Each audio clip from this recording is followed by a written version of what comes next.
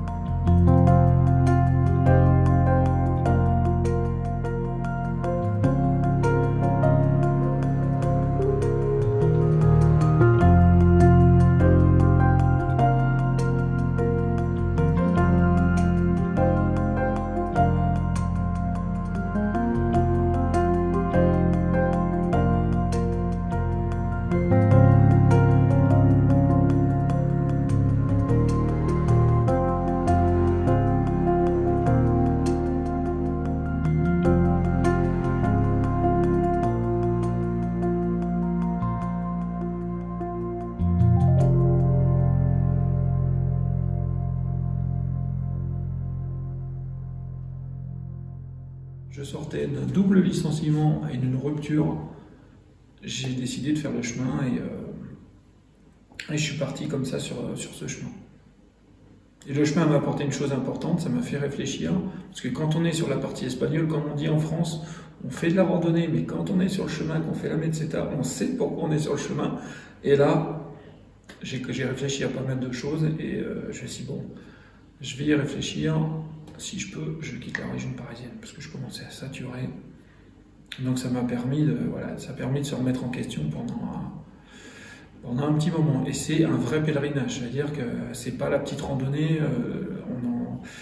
Sans être vulgaire, on en chie quand même un petit peu et on se dit qu'on est sur le chemin et c'est pas pour rien. Alors des émotions, il y en a eu beaucoup. Déjà la partie française, il y a eu plein de rencontres. C'est un chemin, ça n'a rien à voir avec les autres. J'avais fait, même dans le même coin, j'ai fait le tour des Monts d'Aubrac il y a 3 semaines avant. Ça n'avait rien à voir. Le chemin de Compostelle, s'il n'y a pas deux chemins comme celui-là. C'est un chemin unique. On fait des rencontres. C'est un monde différent. On est dans un autre monde. Et là, on est vraiment, vous êtes pendant 2 mois. Vous oubliez tout ce qui se passe autour, c'est complètement différent. Vous faites plein de rencontres, vous discutez avec des gens français, allemands, tout ce que vous voulez. C'est un chemin très particulier. Et la partie espagnole, évidemment, le plus émotionnel, c'est l'arrivée à Saint-Jacques, le Botafumeiro, donc c'est-à-dire l'encensoir de l'église. C'est inoubliable. Même, j'y pense 12 ans après, j'y pense encore. Et c'est un truc qui, comme je dis, on le fait une fois dans sa vie et c'est un truc qu'on n'oublie jamais. Après, c'est peut-être bizarre ce que je vais dire, mais j'ai l'impression que quand on le fait la première fois, on ne le voit pas de la même façon la deuxième. La première fois, la première fois, il va vous arriver des trucs qui ne vous arriveront pas forcément la deuxième fois, et puis il y a l'effet de surprise la première fois. La deuxième, ah oui, vous dites, ouais, mais ça c'est vrai, je sais, ah oui, super, je sais qu'il y a ça. La fontaine à vin, par exemple, si vous ne connaissez pas le chemin, vous dites, merde, putain, il y a une fontaine à vin sur le chemin de Compostelle pour les pèlerins. Donc il y a tous ces petits détails que vous découvrez, après il y a moins de surprises. Par contre, j'ai le problème de tous les pèlerins, c'est que c'est une addiction. Je ne dirais pas que c'est comme l'alcool, mais presque. C'est une addiction quand vous êtes arrivé déjà à Saint-Jacques. La première chose que vous dites, bon, je rentre, mais quand est-ce que je repars? Et là, j'en suis à refaire. Pas plus tard qu'il y a une semaine, j'étais encore sur un bout d'une autre voie. Et je cherche toujours. Avant, je faisais de la randonnée dans les Pyrénées, les Alpes et tout ça. Et maintenant, à chaque fois que j'ai un trou, je me dis, quel chemin de Compostelle je vais faire aujourd'hui?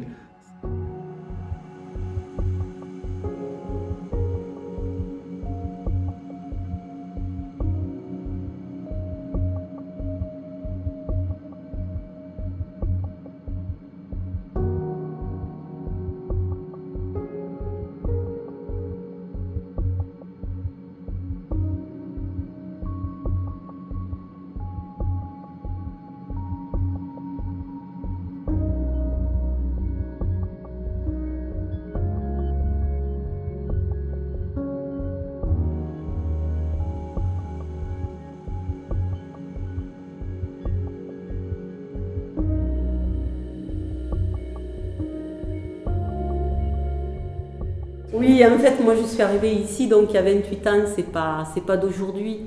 Donc l'Aubrac, c'est pas, si tu veux, c'est pas moi, Compostelle précisément, qui m'a ramenée sur l'Aubrac. Alors c'est marrant parce que quand j'ai acheté ici, j'avais pas ma résidence principale. C'est-à-dire que j'ai acheté une maison de vacances avant d'avoir une maison à moi, dans le Midi. Donc j'ai fait un peu les choses à l'envers, si tu veux. Mais j'ai acheté cet endroit parce que je savais qu'il allait rester authentique.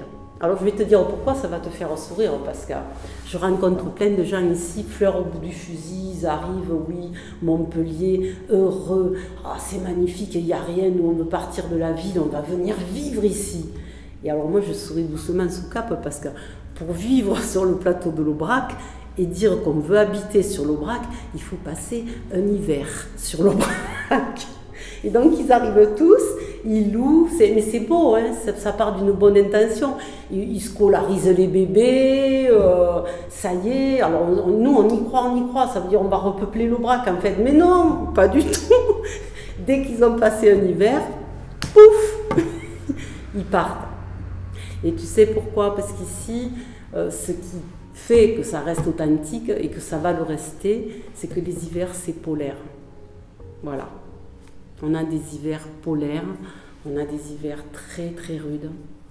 Moi j'ai connu moins 28 ici, moins 30. Ici, c'est un peuple dans un peuple. C'est ultra communautaire. Alors c'est pas péjoratif, hein, c'est pas, enfin, je veux dire, quand je vais parler de communautarisme, c'est pas ça. Mais quand je dis communautaire, c'est que inconsciemment, ils se connaissent tous. C'est très difficile de pénétrer dans ce milieu communautaire, d'être accepté. Alors on n'est jamais accepté en tant qu'autochtone, si tu veux. On est accepté. Alors tu sais comment on est accepté ici? Ben, par la reconnaissance du travail, parce que ces gens-là, ils travaillent, c'est très dur, ils ont une vie très très dure, et ce sont de gros travailleurs, ils ne s'arrêtent jamais. Et si ils voient que la personne qui vient ici, vivre ici, est une personne qui va travailler, et moi je travaille, c'est mon cas, mais c'est pas, enfin, je ne me survalorise pas, c'est pas ce que je veux dire, mais si tu veux, moi je fais entre 15 et 17 heures par jour, voilà. Et ça, ils ont un respect. Et là, comme ça, tu arrives à peu près à cheminer avec les gens. Si tu as besoin de quelque chose, d'un service quelconque, ils te le rendent. Alors moi, ce métier, je le connaissais il y a 30 ans déjà. Donc j'avais un restaurant, mais je faisais de la restauration de masse. Donc 14 employés, bref, enfin bon, je t'envoie les détails. Donc j'ai eu mon premier enfant, puis le deuxième est arrivé, et j'ai décidé d'élever mes enfants. Donc pour élever mes enfants, évidemment, j'ai vendu mon restaurant, j'ai arrêté et je suis restée 16 ans sans travailler. Je suis restée à la maison parce que pour moi, ben, le plus beau métier du monde, c'est celui d'être maman, d'élever ses enfants. Alors c'est pas anti-féministe non plus, hein, les féministes, si elles m'entendent, qu'elles se rassurent. Hein. Je suis pour que certaines femmes travaillent, mais je pense qu'aujourd'hui, c'est très important d'arrêter de travailler et d'élever ses enfants. C'est le rôle d'une mère. Et l'enfant a besoin de la maman au foyer. Donc c'est pour ça que je suis restée, moi, convaincue de mes idées maternelles profondes, qu'il fallait que je sois présente pour mes enfants. Et je l'ai fait. Et alors, je raconte ça, mais c'est pas par hasard que je te raconte ça, c'est parce que quand dans l'hiver, donc j'étais dans ma maison de vacances ici, et mon mari était très fatigué, enfin voilà. Je marchais dans la neige seule avec mon chien, avec Lola, et puis je marche et je tourne autour de ce bâtiment désaffecté qui était fermé, sinistré, alors que j'avais toujours vu ce bâtiment ouvert. Donc je me suis un peu penchée au rideau derrière et tout, j'ai regardé, je me suis dit tiens c'est bizarre ce bâtiment fermé, voilà. Et les 16 ans d'arrêt de mon activité, je ne pensais jamais reprendre un travail, ni quoi que ce soit. Je ne sais pas ce qui m'est passé par la tête. J'ai regardé et j'ai dit ça, c'est pour toi. Je suis repartie à ma maison et j'ai vu mon mari, j'ai dit à mon mari, je vais réouvrir l'établissement qui est dans le village. Bon, mon mari m'a dit, mais t'es folle, il n'y a personne, c'est fermé, c'est sinistré depuis 2 ans. J'ai dit, je vais réouvrir. Je connaissais bien donc Monsieur Brosse, le propriétaire du bâti. Je suis allée voir René, j'ai dit, René, je vais reprendre votre établissement. Alors René s'est mis à pleurer parce que c'était une histoire de famille. Cet établissement fermé, c'était dramatique pour lui. Et il m'a dit, ben, banco, il m'a donné les clés et il m'a dit, t'as 2 mois. Et moi, tout de suite, je savais ce que j'allais en faire. Je savais ce que j'allais faire. C'était vivant, c'était déjà vu. C'est incroyable. Donc, je suis redescendue dans le midi à ma maison. C'était Noël. On était tous autour de la table. Et je dis à mes enfants, je vais monter vivre à Malbouzon et je réouvre l'établissement qui est sinistré depuis 2 ans, l'affaire de René. Mes enfants m'ont dit, mais maman, t'es folle, il n'y a personne là-haut. Mais tu feras rien. Puis ils ne savaient pas que je savais faire ce genre de truc, ils ne m'avaient jamais vu en activité, enfin. Ben, je leur ai dit si. Et en plus, j'avais quelque chose en moi qui me disait, à 58 balais, qu'est-ce que tu es capable de faire encore? Parce qu'il faut savoir qu'à 58 balais, souvent on dit qu'on est bon pour la casse, quoi. Donc je me suis dit, moi je vais leur montrer ce qu'on peut faire à 58 balais. Et ça, je l'avais. C'était... Quand je me suis retrouvée à la chambre de commerce, je me suis retrouvée devant un public, il faut savoir, parce que tu dois présenter ton projet, monter ton étude de marché. Donc j'ai travaillé chez moi pendant plusieurs jours, plusieurs nuits. J'ai fait toute une étude. Parce que bon, on ne rapporte pas tout à l'argent, mais quelque part, on en a besoin un petit peu. Hein. Même si tu n'es pas matérialiste, à un moment donné, l'argent, il te permet d'exister, de t'élever dans la société, c'est comme ça. Voilà. L'homme est ainsi fait et le système est fait qu'on est obligé d'avancer avec ça. Bon, même si on n'est pas forcément toujours d'accord avec ça, mais bon, c'est comme ça. Bon, après, je n'approfondis pas parce qu'on pourrait en parler, hein, on pourrait s'étendre. Donc, on va rester quand même dans le sujet. Et donc je suis allée à la chambre de commerce de Mende et alors je me suis retrouvée avec les pontes, directeur du Crédit Agricole, assureur, enfin, il y avait 10 personnes. Et alors, enfin, je ne vais pas dire son nom, mais on a beaucoup ri à la chambre de commerce de Mende. Elle m'avait aidé, cette dame, elle m'avait dit, mais vous savez, j'ai jamais vu une étude de marché aussi qui tient la route. Elle me dit, c'est... Mais bon, c'est bien. Alors, bon, elle m'a quand même donné quelques tuyaux, hein, puisque j'en ai pris aussi un peu. Hein, parce que, mais bon, à 58 ans, des tuyaux, quand tu as déjà été dans le job, c'est pas que tu sais tout, mais c'est plus facile. Et donc, et elle me dit, voilà, alors préparez bien vos dossiers, parce que ces gens-là, quand ils vont vous recevoir, si vous voulez prétendre avoir un petit prêt sans intérêt pour vous aider et tout, il faut préparer vos dossiers. Et puis ben, Annie, qu'est-ce qu'elle a fait? Ben, elle n'a rien préparé du tout. Elle s'est pointée à la réunion. Ils étaient tous là. Et là, elle est devenue blanche comme le radiateur. Elle me dit, mais vous n'avez pas pris vos dossiers? Ben, j'ai dit, ben non. Mais Je l'ai regardé, j'ai dit, c'est pas grave, ne vous inquiétez pas. Je me suis levée, je me suis présentée, j'ai présenté mon projet, mais je le connaissais par cœur. C'était inné, quoi. Ils m'ont écouté, m'ont posé quelques questions auxquelles j'ai répondu, bon, des questions banales, bon, bref. Et ils m'ont prêté sans aucun problème. Ils m'ont dit, mais ça va marcher. Mais bien sûr que ça va marcher. La nourriture, c'est appelant. Si tu fais une bonne restauration, le marcheur, il a faim, il veut manger, il veut se reposer, il veut qu'on s'occupe de lui quand il arrive, quoi qu'on en dise. Même si bien pour se reposer, il a besoin de soins. La nourriture est un soin. Si, mais la nourriture est un soin, je suis convaincue de ça. Et en plus, nous, on est, si tu veux, dans la cuisine, non pas professionnellement, parce que je n'ai pas fait d'école de cuisine, moi. Je ne suis pas allée à l'école non plus, je suis autodidacte, donc je me suis construite par moi-même, si tu veux. Mais on s'est transmis, nous, la cuisine. Les garçons comme les filles, hein, on cuisine tous de grand-mère, père, fils. Mon oncle Henri cuisinait, c'était fabuleux. Et on cuisine tous. Donc je fais un service au plat, une cuisine familiale. Et ça passe très très bien, ils sont contents. Il y en a même qui reviennent. Alors j'aime les gens, et puis stratégiquement parlant, moi je pense, si tu n'aimes pas les gens, tu ne peux pas réussir dans un métier où tu vas côtoyer du monde, où tu vas rencontrer du monde. Et puis les gens, ça se sent. Enfin, moi, beaucoup de gens me disent que même au téléphone, si je leur parle au téléphone, ben déjà les gens, quand ils arrivent ici, ils sont bien. Ils n'ont pas la peur de la porte qui va se pousser et qui est-ce qu'on va rencontrer. Ben non, ils ont déjà eu Annie au téléphone, et puis Annie finalement elle leur a dit, mais attendez, tout va bien, hein. Tout va bien se passer, il y a toujours le petit mot. Et ces gens-là, quand ils ont raccroché, ils sont rassurés. Parce qu'ils savent qu'ils vont arriver ici, il faut les accueillir, les gens. Mais ça, c'est une chose, tu le fais pour eux, mais eux te renvoient aussi quelque chose de positif. Parce que si tu accueilles le mal, les gens, ou si c'est pas bon, ben les gens, c'est pas forcément bon. Des fois, un petit truc que tu auras fait à table qui sera peut-être pas, que tu n'aurais pas dû faire, ben ça va passer.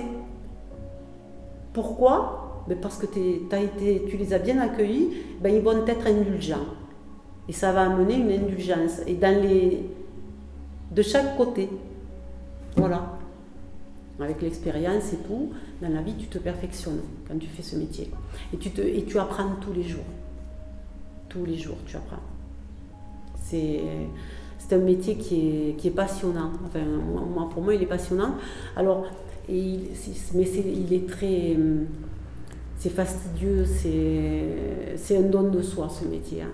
Voilà, je le dis aux collègues, hein, s'ils voient la vidéo, je pense qu'ils vont... C'est un don de soi. Voilà. Si tu n'as pas ça, ne le fais pas. Voilà.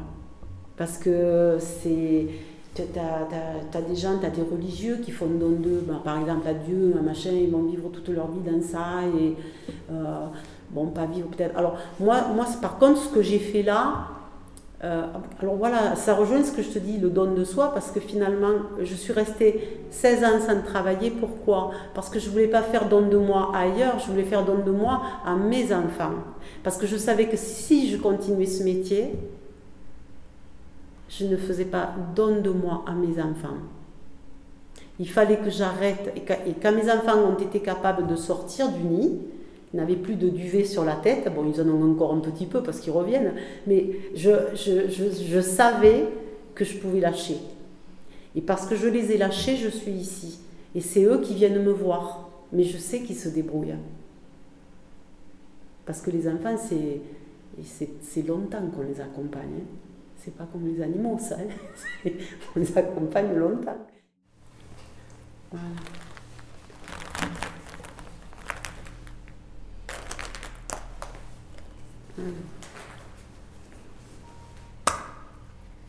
Un petit papier. Ah, moi, j'aime pas ça parce que des fois, je ne sais pas quoi répondre à ce truc. Qu'est-ce qu'il y a? Puissant, c'est le mot de la fin. Je sais pas, vous mettez pas en fait.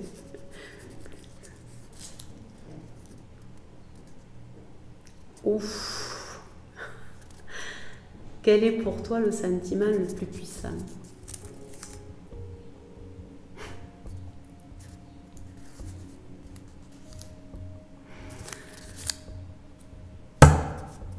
L'amour que j'ai pour ma famille, pour mon mari.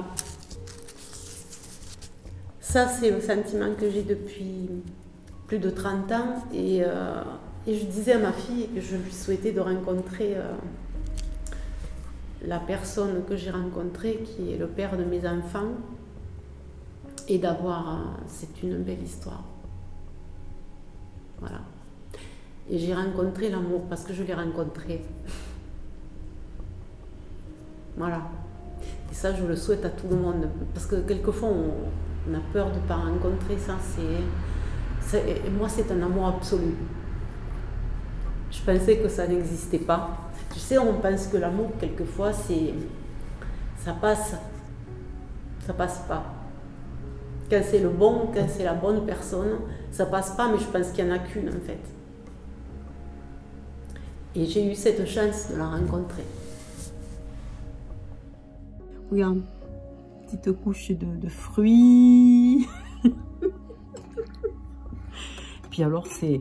Oh là là. Mais même que tu aies trop mangé, à la fin, tu es obligé de passer par là. Hein. Et ils le mangent tous. Ils te disent, oh non, on ne prend pas de dessert. Si, si, ils mangent tout. Pour moi qui comptais perdre du poids, ça va pas être possible. C'est une tuerie. C'est une tuerie. Ah ouais. Non, non, mais... Voilà, c'est une drogue, ça. Je confirme. La nourriture, je l'ai toujours dit, c'est du soin. Et là, le tiramisu, c'est une dose de soin. Tous les jours. Monsieur l'ordonnance, ben, tiramisu matin, midi et soir. Et voilà, encore une très belle rencontre aujourd'hui avec Annie. Si j'avais un mot pour définir cette rencontre, ce serait authenticité. Annie, pour moi, c'est quelqu'un d'authentique, forcément, de très naturel, de sensible aussi. C'est vraiment un personnage, une forte personnalité, mais très humble. J'ai vraiment passé un bon moment en sa compagnie, émouvant aussi, hein, des deux côtés. Voilà. Après, il y a plein de choses que vous voyez pas à la caméra, et tant mieux, parce que bah, allez la rencontrer, hein, c'est ce qu'il y a de mieux. Voilà. Et c'est pareil pour tous les autres hébergeants. Hein. Là, vous voyez qu'un tout petit bout de ce qui se passe vraiment. Mais bon, c'est déjà bien. Ça vous donne une idée. Bon, bah maintenant, comme chaque soir, c'est parti pour le montage. J'en ai pour quelques heures. J'aurai certainement pas fini ce soir. J'achèverai demain matin, comme tous les jours. Ça prend beaucoup de temps. Quand j'aurai un jour de pause, je prendrai un peu de temps pour vous faire une vidéo, pour vous expliquer tout ça et toutes les difficultés que je rencontre aussi dans cette aventure. C'est principalement que du bonheur, c'est clair. Mais c'est aussi beaucoup de fatigue, beaucoup de boulot que je n'avais pas mesuré avant de me lancer là-dedans. Mais bref, c'est pas important. Je vais m'y mettre. Je vais m'y mettre. Voilà, comme d'hab, je vous dis ciao et à demain.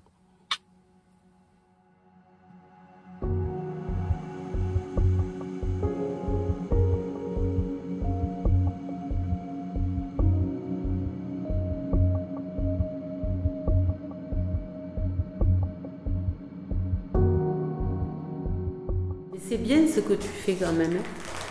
C'est pour ça que j'ai dit oui à ce truc quand j'ai vu les balades. Bon, c'était pas tout à fait ce que tu m'as montré après là et tout, mais il y avait cette démarche de cette personne-là qui, coucou, pas sûr de lui, qui arrivait là, et papa, parce que t'es pas sûr de toi non plus. Je le sens. Mais ça veut pas dire que c'est pas bien. C'est bien. C'est bien les gens qui sont pas sûrs d'eux. J'adore les gens pas sûrs d'eux, moi. Tu sais, parce que moi, je suis pas sûre de moi. Hein. Je suis une marrante, là. c'est une pièce de théâtre là, hein, parce que je suis sur, c'est le théâtre là derrière. Mais les gens qui ne sont pas sur deux, c'est des gens qui ont beaucoup de choses à donner, quoi. Puis ils attendent aussi de recevoir souvent. Des fois on reçoit tout le temps.